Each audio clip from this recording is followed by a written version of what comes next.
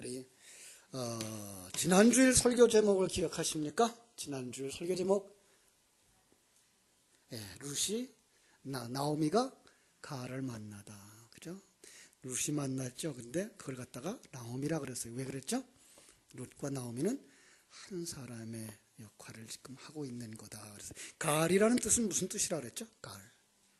가알이라는 뜻은 첫 번째로, 가알이라고 하는 그 발음의 히브리어는 첫째로 뭐 하는 사람?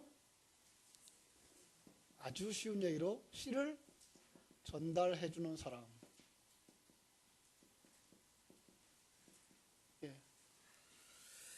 한 집안의 남자가 결혼을 해가지고 아들을 낳지 못하고 죽었을 경우에 그 집에 다른 둘째 아들은 그 며느리에게 씨를 주어서 아들을 낳게 해 주어야 되는 그런 얘기를 했습니다. 그것을 이제 그릇으로 삼아 우리에게 복음을 전해주고 있어요. 그래서 그 가알이라고 하는 의미의 그 존재는 나로 하여금 아들을 낳게 하는, 더 정확하게 말하면 내가 아들이 되어지도록 내게 씨를 주는 자, 바로 그런 의미라 그랬습니다. 두 번째가 어떤 의미죠? 대속자라 그랬어요. 그죠? 대속자, 대속. 형제 중에 한 사람이 가난해서 종으로 팔렸을 경우에 그를 사오기 위해서 그죠? 자기의 재산을 팔고 심지어는 자기를 팔아서라도 그를 대속해 주는, 그래서 구속의 의미가 있다 그랬어요. 구속의 의미. 자, 세 번째로 어떤 것이죠? 세 번째로 땅을 뭐 하는 거예요? 돌려받게 해주는.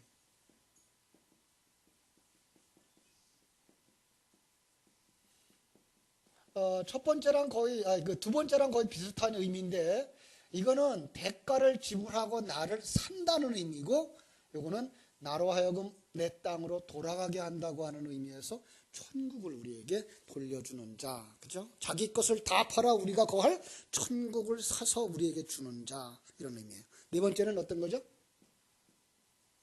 원수를 갚아주는 자, 그죠?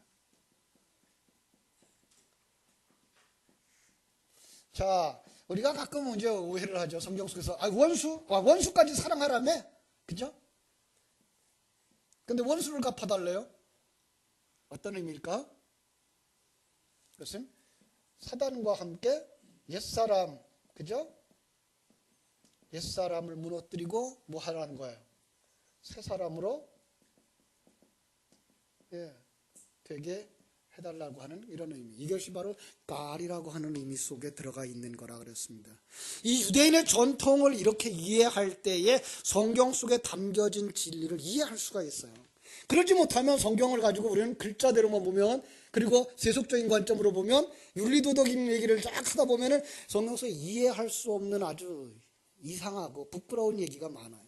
대표적인 얘기가 창세기 38장에 나오는 유다와 다말의 사건. 한 20여 년 전에 우리 포리교에서 목회를 할 때 우리 학생들을 태워다 준 적이 있어요. 이렇게 주일학교도 여기서 이제 학교에 태워다 주고, 때로는 중고등학생들도 태워다 줬는데, 중고등학생들 태워다 주고 가면서 애들한테 성경을 읽으라, 성경을 들으라고 이렇게 창세기부터 쭉 들려줬어요. 어느 날 하필 이 창세기 38장 내용이 나오는 거예요. 정말 애들한테 창피하더라고요. 왜 그래요? 거기에 누가 들어와요? 그 며느리가 한 사람 들죠? 거기 며느리 다말이라고 하는 여자가 하나 들어와요. 누구의 집에? 유다의 집에. 그래서 첫 번째 아들 엘이라고 하는 아들이 다말과 결혼을 했어요. 그런데 하나님 앞에 밉게 보였는지 엘이 사망했어요. 그러고 나면 다말은 아기를 낳지 못했으니까 둘째 아들한테 가야 되는 거예요. 둘째 아들의 이름이 오난이죠. 오난이 그러면 이게가 그 불임의 방법이죠. 그러니까 부부관계 하는 시간에 씨를 몸 밖으로 내는, 그래서 여기서 오난이에요. 예. 그러니까 이 오난이에요. 오난이 다말에게 씨를 주어서 아들을 낳게 하는데 그게 정상인데 사실 그 주고 싶지 않았어요. 그래서 몸 밖에다가 설정을 했다 그랬어요. 그래서 죽었어요. 세 번째 누가 나와요? 세 번째는 셀라가 나와요. 그럼 셀라를 주어야 되는데 자 아버지의 마음이 어땠을까요? 세상적으로 생각해 보면 이거 드센 여자예요, 그죠? 드센 여자. 첫째 아들도 잡아먹더니 둘째 아들도 그럼 이 셋째는 그러면 어떠냐 그래서 안 주는 거예요. 세상 얘기하면 이런 얘기가 돼버려요. 야, 이 여자는 나중에 뭐라고 칭찬을 듣죠? 네가 나보다 의롭도다. 예. 어떤 면에서일까요? 이거는 역사를 쭉 살펴보면 알 수 있어요. 역사를. 하나님께서 창세기 49장에서 야곱의 12아들을 불러서 복을 비는데 유다에게 이런 예언을 기도를 해줘요. 이제 49장에 한번 볼게요. 유다야 너는 네 형제의 찬송이 될지라 네 손이 네 원수의 목을 잡을 것이요 네 아비의 아들들이 네 앞에서 절을 하리라. 유다는 사자 새끼로다. 내 아들아 너는 움킨 것을 찢고 올라갔도다. 그의 엎드리고 움크림이 수사자 같고 암사자 같으니 누가 그를 범할 수 있으랴. 홀이 유다를 떠나지 아니하며 치리자의 지팡이가 그 발 사이에 떠나지 아니하기를 실로가 오시기까지 미치리니 그에게 모든 백성이 복종하리로다. 이렇게 나와요. 야곱의 예언적 기도 속에서 홀이라고 하는 것, 요즘 성경은 규라고 바꿨어요. 그래서 지팡이, 짧은 지팡이, 지휘봉과 같은 거예요. 임금에. 그거를 왕권이 올 때까지 계승시키겠다, 전승시키겠다라는 거예요. 실로가 오시기까지 계속된다. 실로가 오실 때까지 뭐예요? 그 씨를 전달자의 역할을 하게 될 거다라는 얘기예요. 따라서 유다의 모든 형제들 유다에게 복종할 것이라고. 여기 실로가 누구예요? 실로. 그 실로는 평화를 가져오는 자, 샬롬과 관계가 있는 거예요. 그래서 평화를 가져오는 자 누구예요? 평화의 왕 메시아죠. 그는 뭘 가져오는 자예요? 씨를 가져오는 자. 그러니까 그 씨를 가져오는 자의 혈통을 계속 이어가야 되는 거예요. 다시 말하면 씨를 계속 이어가야 되는 거예요. 어떤 씨? 진리. 예. 하나님의 존재에 대한 이야기, 하나님의 일하심에 대한 이야기, 임마누엘 하시고 하나님의 백성들을 만들어 간다고 하는 그걸 계속 전달해 줘야 되는데 그걸 전달해 주는 게 지금 끊어지는 상황이에요. 끊어지면 된다 안 된다. 하나님의 약속은 반드시 이루어야 돼요. 그것을 이루는 자가 의로운 자예요. 그래서 다말은 직접 유다에게 가서 씨를 받아요. 그 얘기 다 하면 창피하죠. 그죠? 우리 그냥 이 얘기만 하자고요. 그죠? 씨를 전달 받았어요. 그래서 아들을 낳았어요. 그래서 그 다말과 그 다말이 낳은 아들들이 어디에 올라가요? 예수님의 족보에 올라가는 이런 역사를 하는 거죠. 자, 지금 그 일을 해줄 사람이 누구라? 룻기서에서는 보아스로 나오고 있는 거예요. 그죠? 보아스 그는 가알이고 보아스 그는 어떤 사람? 유력한 자. 자, 유력하다고 하는 얘기 속에서 뭐 할 수 있는 사람? 예, 씨를 전달해 줄 수 있는 사람. 여기 룻기서에만 나오는 거 보면 땅을 돌려받게 해줄 수 있는 사람. 이 두 가지 의미가 상당히 깊이 설명을 해주면서 그가 바로 복음의 전달자 메시아의 그릇으로 쓰임받는 역할이구나라는 걸 우리에게 알 수 있는 거죠. 자, 지난 주일을 이 룻이 가알을 어디서 만났죠? 보리밭에서 만났어요. 그죠? 그러니까 보리밭을 뭐 하는데요? 연애하는 장소인가 봐요.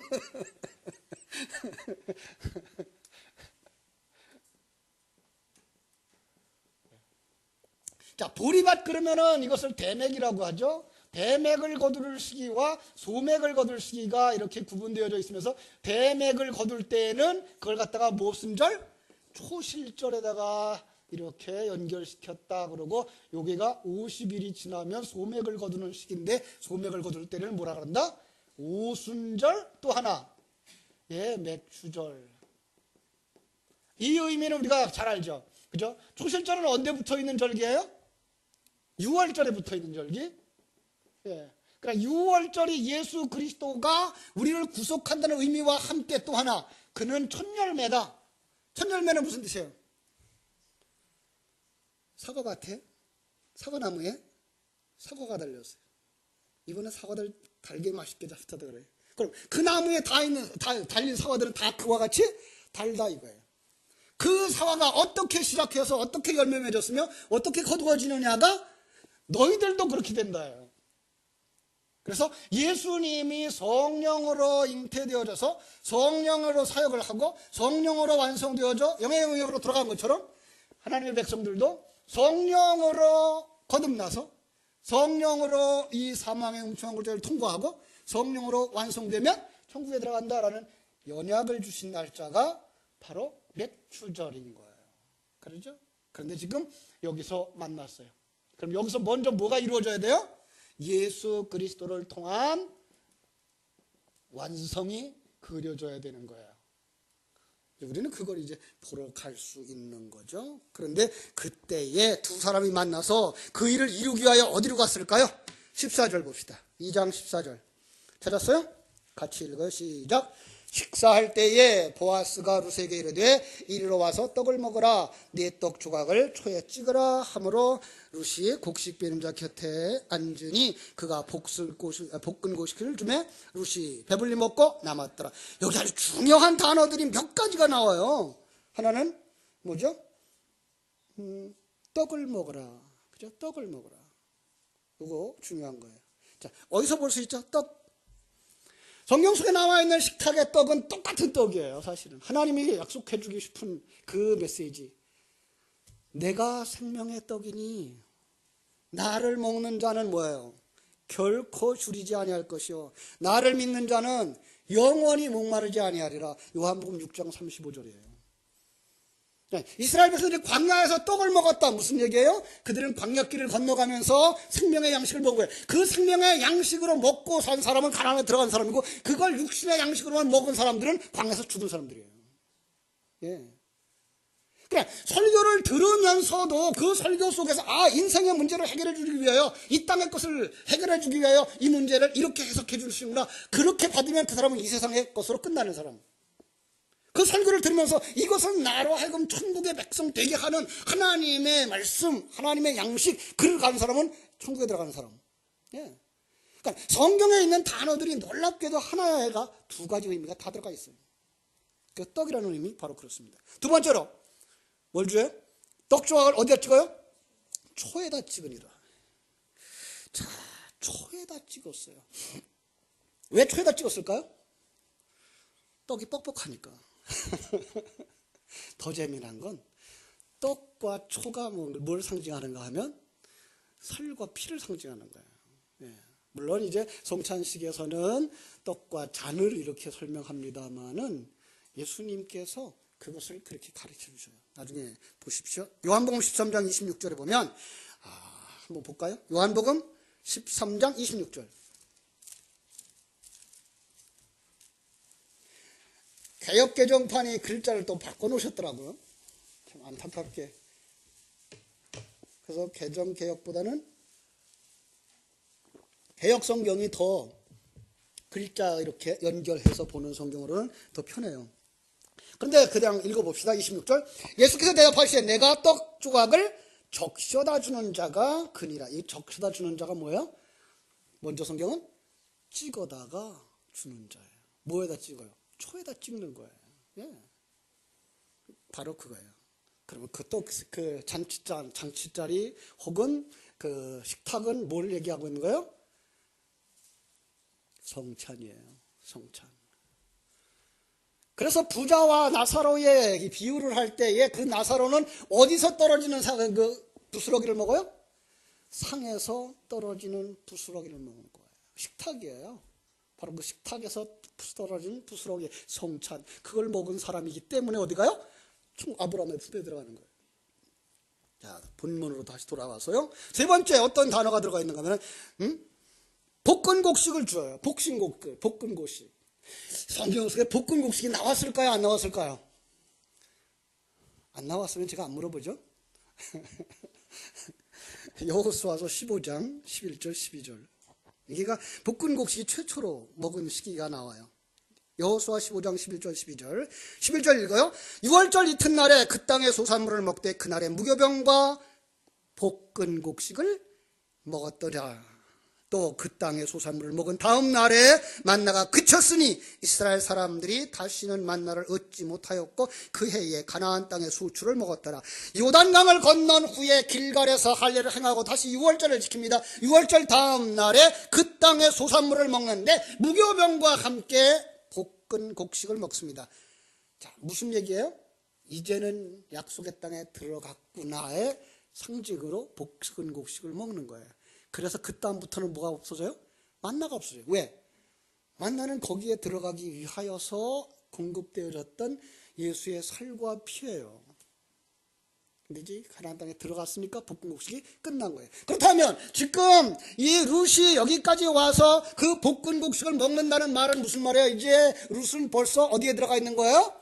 예, 약속의 장소에 들어갔다라는 거예요. 천국에 들어갔다라는 거예요. 그때부터 그는 천국을 누리는 사람이 되는 거예요. 그렇죠?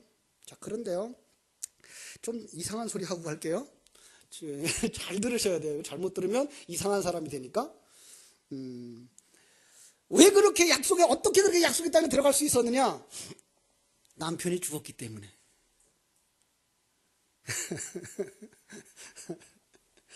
남편이 죽었을 때에 참으로 그의 삶은 아득한 거죠. 그런데 그런 남편의 죽음으로 말미암아 텅 비게 만든 그가 하나님을 따라가는 것, 그게 은혜예요.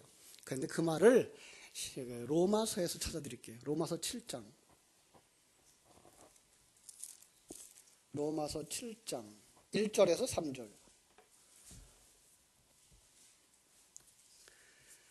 그러니까 지난번에도 남편에 대한 이야기를 했어요. 성경에 나오는 남편 하나는 뭐예요? 세상을 남편으로 삼아 사는 자들, 그 남편 죽어야 들어간다는 이런 의미예요. 자, 한번 보겠어요. 7장, 로마서 7장. 나중에 로마서 볼 때도 할 건데요. 자, 1절부터 3절까지 읽어요. 시작. 형제들아, 내가 법하는 자들에게 말하노니 너희는 이 법이 사람이 살 동안만 그를 주관하는 줄을 알지 못하느냐. 남편이 있는 여인이 그 남편 생전에는 법으로 그에게 매인 바 되나 만일 그 남편이 죽으면 남편의 법에서 벗어나느니라. 그러므로 만일 그 남편 생전에 다른 남자에게 가면 음녀라. 그러나 만일 남편이 죽으면 그 법에서 자유롭게 되나니 다른 남자에게 갈지라도 음녀가 되지 아니하느니라. 이거 윤리도덕으로만 풀면 어떻게 돼요? 결혼한 두 부부는 다른 남자한테 가면 절대로 안 되고, 이혼을 했으면 다른 남자하고 결혼해도 괜찮고, 정상적인 얘기처럼 그냥 들려버려요. 그런데 여기서 이야기하고 있는 쭉 전체적인 흐름을 쭉 얘기하면 그게가 첫 남편이 누구예요? 율법이에요. 첫 남편이 세상이고요. 보이는 것들을 처음 남자라고 얘기를 하는 거예요. 이게 사마리아 여인 가운데는 몇이었어요? 5 여자 남자였던 거, 6이었어요. 지금 있는 것도 그게 진짜 남자가 아니니까. 예. 바로 그런 부분이에요. 그런데 그가 죽으면, 그러니까 여러분, 그 세속의 관점, 세상에 사랑하고 세상을 위하여 살고 세상 속에서 행복을 누리겠다고 하는 그 사고가 죽어야 뭐가 보여요? 보아스가 보이는 거예요. 그래야 정말로 진수성찬이 어떤 건지를 아는 거예요. 이게 성도들의 지금 문제예요. 성도들이 정말 중요한 눈이 안 열려지면 화려한 예배당, 그럴듯한 예배, 그럴듯한 찬송, 그게 정말 좋은 예배라고 생각해요. 그게 정말 좋은 예배고 그게 정말 좋은 식탁인 줄 알아요. 정말 중요한 건 거기에 예수 생명이 있느냐, 그들을 하나님의 따로 이끌어가며 하나님과 함께하고 있는 사실을 알게 하고 하나님과 동행함을 누리게 하며 하나님이 그를 만들어가는 과정 속에서 이런 충돌도 저런 모순도 일어나고 있는 것, 그건 바로 너와 나를 만들기 위한 하나님의 일하심이야를 가르쳐주고 보여주는 식탁이 이게 진실한 식탁인데 사람들이 그걸 몰라요. 안타까운 거죠. 자, 이 이야기를 조금 더 하고 갈게요. 자, 처음 남편, 그 남자와 하나 되어지면 그가 누구예요? 타락한 자예요. 그게 창세기 3장 15절로 가는 거예요. 자, 창세기 3장 15절로 갑니다. 창세기 3장 15절에 가면 우리가 이런 얘기를 들을 수가 있습니다. 내가 너로 여자와 원수가 되게 하고 내 원수도 여자의 후손과 원수가 되게 하리니 여자의 후손은 내 머리를 상하게 할 것이요 너는 그의 발꿈치를 상하게 할 것이니라. 내가 너로 여자와 원수가 되게 하리. 너는 누구였어요? 뱀이었죠. 그죠? 사단이었어요. 그러니까 사단과 지금 사단이 타락한 인생이 흙이니 흙으로 돌아갈지니라 했어요. 흙이 되어버린 그 흙을 뱀이 먹어버렸어요. 뱀의 살이 되어버렸어요. 뱀의 몸이 되어버렸어요. 그런데 그 속에 둘째 남편인 생명이 들어와서 여자의 후손이 들어와서 뭐해요? 너와 여자가 원수가 되게 하겠다는 거예요. 그래서 너와 여자가 원수가 되게 하는데 그 다음에 뭐예요? 너의 여자의 후손과 너도 원수가 되게 하고요. 네 후손도 여자의 후손과 원수가 되게 해요. 네 후손은 누굴까요?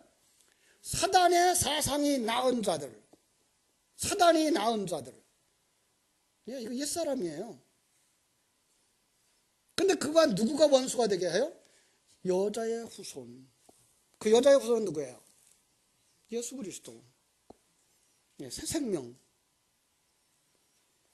그러면 이제부터는 왜 그렇게 원수가 되게 하죠? 그를 죽이고 이 여자를 데려가니까.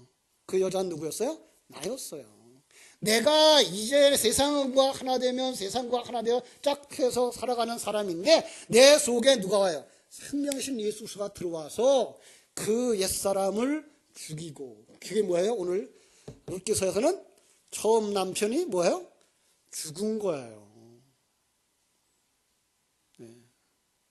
그리고 나면 이제 이 여자는 누구에게 가도 괜찮아요? 보아스에게 가도 불법이 아니에요. 이건 하나님이 만들어가는 과정인 것을 우리가 알 수가 있습니다. 예. 자, 그런데 재미난 거 얘기 더 하나 할게요. 창세기 3장 15절에 뭐라 그러는가 하면 여자의 후손은 네 머리를 상하게 할 것이요 너는 그의 발꿈치를 상하게 할 것이니라. 여자의 후손은 네 머리를 상하게 한대. 네 머리 상하면 살아야 죽어요. 죽어요. 예. 그러니까 사단을 완전히 묵사발되는. 근데 그 사단이 누구까지 포함되어 있어요? 나까지 포함되어 있어요. 나까지 죽는 거예요. 그럼 끝났네요. 그래서 거기다가 죽은 놈의 미안합니다. 주둥아리를 열고 거기다 발꿈치를 들이미는 거예요. 발꿈치를 들이밀면 어떻게 돼요? 발꿈치에서 뭐가 나올까요? 피가 나오죠. 발꿈치 살이 떨어지죠. 살과 피가 그들의 생명의 떡이 되어져서 그들은 거기서 구원받는 자로 태어나는 거예요. 그게가 가죽옷을 지어 입히는 일이에요. 예. 하나님은 이런 구원의 이야기를 우리 속에다가 감춰두고 있는 것을 볼 수가 있습니다. 그렇습니다. 구약의 절기와 우리가 연결시켜서 봤고요. 또 구원과 우리가 연결시켜 봤어요. 이제 그 식사 자리에 초대하는 것을 보겠습니다. 다시 본문으로 돌아가서 룻기서 2장 14절부터 23절인데요.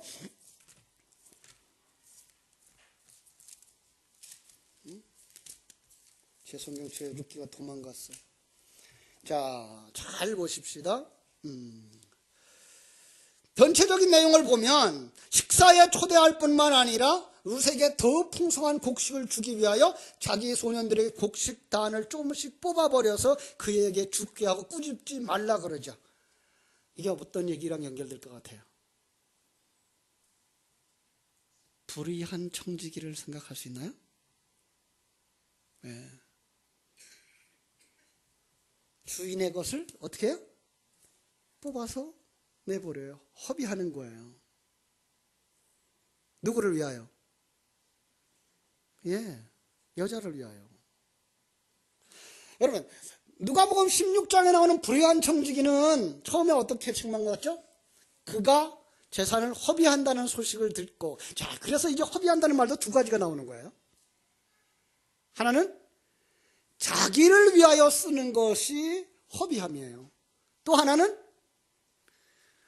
다른 사람을 돕는데 주인의 것으로 주는 것이 허비함이에요. 지금 여기서 나오는 얘기는 두 번째 얘기예요. 주인의 것을 허비하는 거예요. 그가 누구예요? 칭찬을 듣는다니까요. 예. 아주 중요한 얘기가 이렇게 많이 숨어져 있어요. 이게 나중에 이런 걸 갖다가 이제 누가복음 16장에 불의한 청지를 해석할 때에 가지고 들어가면 아주 잘 풀릴 수가 있어요. 잘 가지고 가셔요. 자, 그래서 칭찬을 들어요. 그러자 룻이 어떻게 됐을까요? 룻은 먹고 남은 것을 시어머니한테 갖다 줬어요? 예, 먹고 남은 것. 왜? 자기는 좀 배고파도 시어머니부터 먼저 갖다 드려야 되는 거 아닌가? 이거 세상 사람들 얘기죠, 그죠? 그러면 효도하는, 효부죠.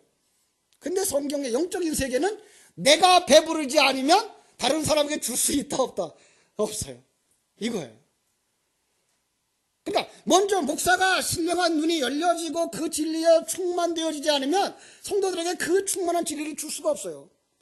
교사들도 마찬가지예요. 교사들이 정말로 생명과 진리의 말씀에 대한 틀이 안 잡히고 나면 학생들에게 그 진리를 자세하게 가르쳐 줄 수가 없어요.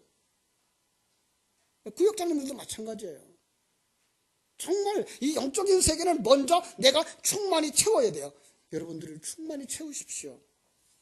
그래야 다른 사람에게 줄 것이 있습니다. 보아스가 룻에게 말합니다.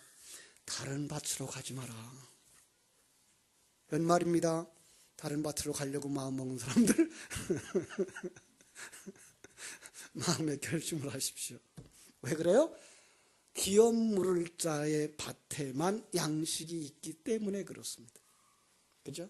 룻이 보아스의 밭에서 보리 추수와 밀 추수를 마시기까지 그 오순절에 그 이삭을 주우면서 그의 시어머니와 함께 거주하는, 사랑하는 여러분, 우리는 어디에 머물러야 할까요?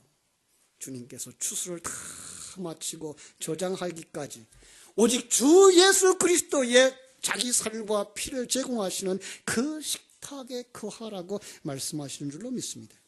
진리의 식탁. 사람 사는 도리를 가르쳐 준다거나 출세의 방법을 가르쳐 준다거나 이 세상의 문제를 해결하는 그런 식탁이 아니라 하늘나라 생명의 양식이 전달되어질 식탁. 거기에 머무를 때에만 여러분은 아들을 낳을 수가 있습니다.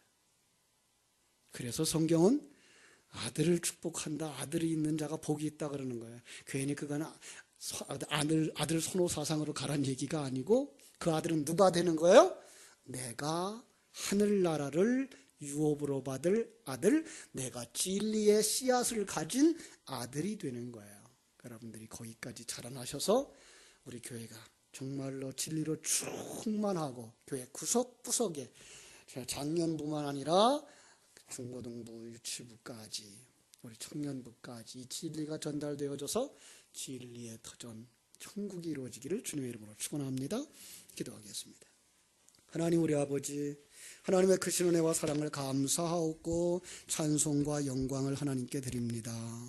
이 시간에도 우리들을 진리의 식탁으로 인도하시는 아버지 하나님의 손길을 보게 됩니다.